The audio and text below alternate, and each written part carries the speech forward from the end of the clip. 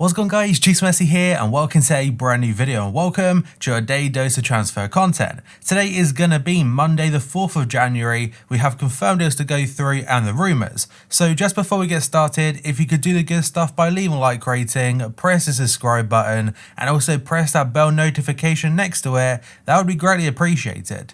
Yesterday's episode will be down below in the description box and it was something a little bit different, and also I want to apologise, that was supposed to go up at 8 AM but for some reason I scheduled it for today. So yeah, I had to change it a little bit, went up a little bit later, but it's there now. And finally, drop a comment below, I'll try to respond to as many as I can. So first up today we have got a Brazilian forward, that is Alex Teixeira. Apparently, according to Skin Foot, they're saying that Alex Teixeira has signed a 2-year deal with Hilal. He was a free agent after leaving Jiangsu Suning in the CSL, and his contract is worth 13 million euros over the 2-year period.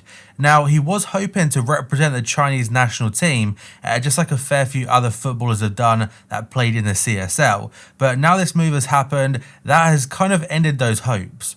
Newcastle have asked Chelsea about the availability of defender Tomori. The Mail claims the Magpies boss Steve Bruce is working on a shoestring budget, and because of that he's looking to bring Tomori in on a loan deal. Whether Chelsea do accept it or not, because apparently Rudiger, he might well be on his way out in this January window, they might not want to lose 2 centre backs.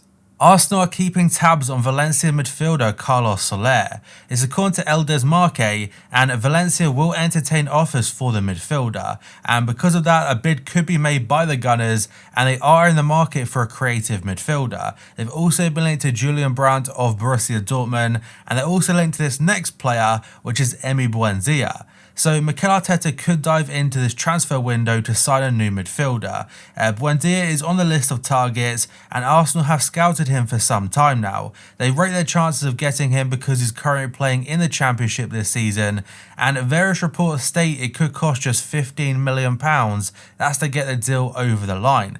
Though Eurosport do believe it'll actually be more than that, it'll be closer to 25 million. Whereas the Norwich manager did come out on Saturday saying that he's confident Buendia will stay, and that is despite all the rumours linking him with a move away. And Buendia is a player that I was very surprised to see remain in the Championship for this season, because obviously when teams get relegated, that their players tend to move on, and Buendia I think is definitely too good for that league, and if he goes to Arsenal I believe it would be a very good signing. The next one is from the Daily Mail yet again. They're saying Crystal Palace have joined the race for Schalke defender Ozan Kabak. The Turkish defender has also caught the eye of Manchester United, Leicester, Liverpool and RB Leipzig, and Palace have now joined the hunt for his signature. Schalke of course are in a horrific run of form. I think they've now reached 30 Bundesliga matches without a win. They are just a couple off now breaking the overall record for the longest winless streak, and that's obviously not a part of a team you really want to be with right now. But Kabak obviously has got a lot of potential, but he's also not been great this season. A story I mentioned yesterday is going to be Milik and a potential move to Marseille. So according to Corriere dello Sport, they're saying Marseille are currently in pole position for the Polish international. He's currently 26 years old and his contract at Napoli expires in the summer transfer window, or at the end of the season shall I say. Atletico are also interested, but they don't want to pay more than 5 million euros for him. They see him as a good alternative to replace Diego Costa, but again don't want to spend too much money. And for Marseille, they've already put together an offer worth 10 million euros as a base fee, plus further bonuses. A couple of days ago the stories were saying that Napoli wanted about 15 million, so Marseille's offer is pretty close to that I imagine after the bonuses added on top. Atletico though, they're kind of out the race now. Another player that featured yesterday is Divock Origi. So according to Calcio Mercato, Inter are leading the race to sign the Belgian international from Liverpool. Wolves and Newcastle have also been linked with the forward, who looks set to leave Anfield in the new year. Origi will reunite with fellow countryman Romelu Lukaku, that's if he makes the switch to Inter, who are exploring the possibility of a loan deal. Now, Liverpool are looking to move him on, but I very much doubt they'd let him go out on loan, because it doesn't really make too much sense to do that. Though I suppose Inter don't want to pay the 20 million Liverpool are asking for, and it might just end up he stays till the end of the season and he moves on in the summer instead. Mauricio Pochettino has already spoken to Dele Alli about the prospect of him joining Paris Saint-Germain, and the Englishman is interested in making the switch. The story is from Foot Mercato, though other outlets in England are saying that Dele Alli, he would be interested, but Tottenham aren't really interested in selling him. And another player from Spurs linked to a reunion with Pochettino is Hugo Lloris. Despite reports from Marca, there has been no formal offer from Real Madrid for David Alaba, and there won't be any announcements next week. So the Spanish publication was saying that Alaba had agreed a contract with Real Madrid and he'd be earning about 10 million euros per season, and he would join on a free after the season has concluded. But it seems that is not the case. There's actually a lot of teams still interested, like Chelsea, Man United, Real Madrid and Barca are definitely in the mix for him, but he hasn't decided his future just yet. And Sky Sports do say that Real remain one of the possibilities and the talks will start very soon. Lazio are considering a bid for Manchester City fullback Zinchenko, and the source is Corriere dello Sport again. The Serie A club are keen to bring in a left-sided player this month, that's as cover for Lulic, sure if I said the name wrong, who is still recovering from ankle surgery.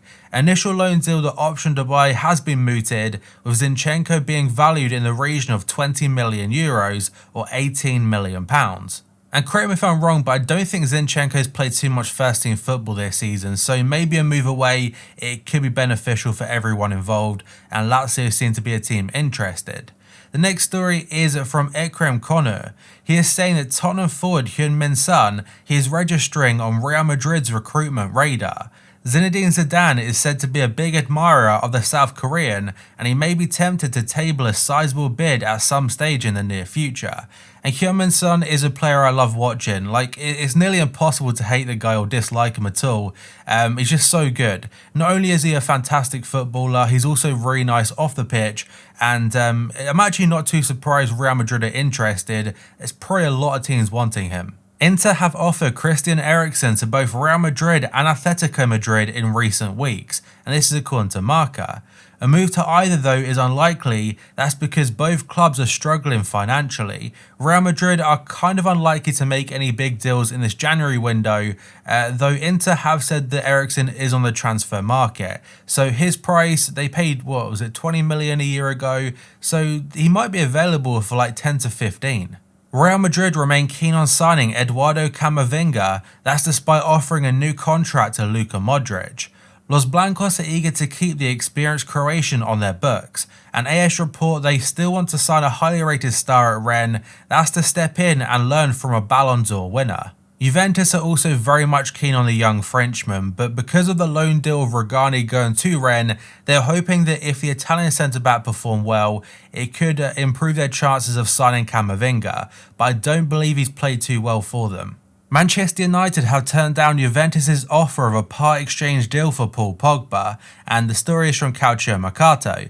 The Turin side have offered the Red Devils either Douglas Costa, who right now is back on loan to Bayern Munich, or former Arsenal midfielder Aaron Ramsey. They want to offer a player plus cash for the France midfielder, and obviously Pogba's situation is a bit up in the air, and whether or not the whole situation of Mino Raiola has changed things, because obviously he said that Pogba at United is done, and he will be moving on essentially, but it looks like if he is to go, a return to Juve is the most likely outcome. But I also definitely can't see it happening if Juve's offer is either Douglas Costa or Ramsey. It doesn't really make too much sense. And now we've got a story from the Daily Mirror. They're saying Manchester United are contemplating whether to make another bid for Jadon Sancho next summer.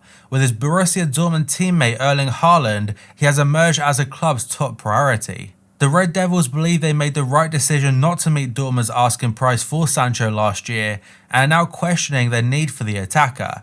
Obviously, last summer Dortmund were demanding about £100 million for his services. United, they weren't willing to pay close to that. And so far this season, Sancho's form hasn't been anything like it was over the last 2 years, but he's still a player with an incredibly high ceiling and he's also still very good. Whereas for Haaland, he has been in the club's sight for some time now, and they were trying to sign him ahead of Borussia Dortmund 1 year ago from Salzburg, but instead he opted to move to the Bundesliga. And because of his incredible form in front of goal, United feel that he may be more important to their side. But United will also face competition from the likes of Real Madrid, Manchester City and Chelsea for his signature. But that, guys, is going to be it for this video. So if you could do all the good stuff by leaving a like rating, press the subscribe button and press the bell notification next to it so you never miss an upload. Yes, this episode will be down below in the description box, and drop a comment below. I'll try to respond to as many as I can. So thank you for watching, and I'll see you next time.